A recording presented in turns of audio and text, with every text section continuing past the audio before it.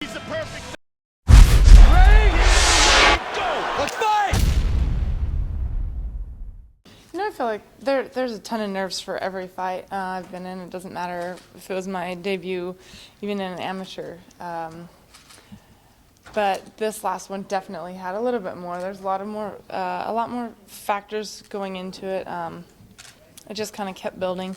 One bad injury, second bad injury, to postpone it, and just all the anticipation, kind of expectation, and finally just to get in there and do it, and then kind of bumped up to the co-main. And so yes, it was the biggest event I've ever fought in front of, and coming off of big injuries and first fight in the UFC. I don't feel like I'll ever feel the emotions that I felt for that fight, but I still felt all right. There's things I took from the fight that I learned from that I want to do better. There's things that I did in the fight that I'm proud of, and there's a lot of things that I did not do that I want to be able to show. I know I have a lot more potential than I showed in my last fight, which kind of just is the pressure I put on myself to show that going forward. Was it good to be able to be in there for 15 minutes? Was that a positive? Could you turn that into a positive? Absolutely. I think that is a good positive. You know, there's it's ring time, and so that's good. I felt good. I felt comfortable and energetic the whole time. I just wish I would have been a little more aggressive and a little more comfortable with things.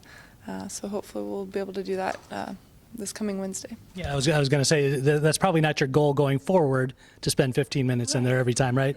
Do you use that as a motivating factor as you build toward the fight? You know, for me, it's a personal expectation I have on myself to do better. I don't ever count on a fight ending early, because then I wouldn't, to me, be mentally ready for the whole thing. I train for the full fight and then some. So if it comes early, great. So I mean, any fighter's looking for the knockout at any point if they can get it, and obviously that's what I would love to do, and walk home with a knockout bonus. That'd be great. Can you talk a little bit about her game and what she was able to do her last time out, you know, going down to Brazil and submitting somebody in Brazil? That's not an easy thing to do, but you seemed to be a different style fighter than her last opponent. She's coming off of a really big win. I think that was one of the biggest upsets. I think a lot of anybody in the organization or any of the fans were thinking. That just also shows that anything can happen in this game. It shows that Marion Renaud is a very, very tough and ready opponent. I know I have my hands full with this fight. I feel like she has a very well-rounded game. She's not afraid to stand. She throws straight punches. She has footwork. She has movement. She has cardio, and she's obviously great on the ground. So we have plan A and plan B depending on what she comes with. You never know what their plan's going to be.